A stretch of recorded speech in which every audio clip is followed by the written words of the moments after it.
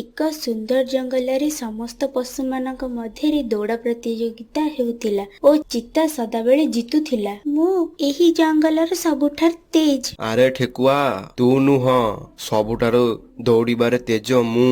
ଚିତା ଭାଇ, ମୁଁ ବି ପ୍ରତିଯୋଗିତାରେ ଭାଗ ନେବି। ହା ହା ହା, ଏବେ ଏଇ କଇଁଚ ବି ଦୌଡ଼ରେ ଭାଗ ନବ କି? ଶୁଣରେ ସମସ୍ତେ, ଆଜି ଜଙ୍ଗଲରେ ଗୋଟେ ବଡ଼ ଦୌଡ଼ା ପ୍ରତିଯୋଗିତା ହବ। ସମସ୍ତ ପଶୁ ଖୁସି ହେଉଛନ୍ତି। ଏହି ଦୌଡ଼ା ପ୍ରତିଯୋଗିତା ଚିତାବାଘ, ଠେକୁଆ ଓ କଇଁଚଙ୍କ ମଧ୍ୟରେ ହେବ।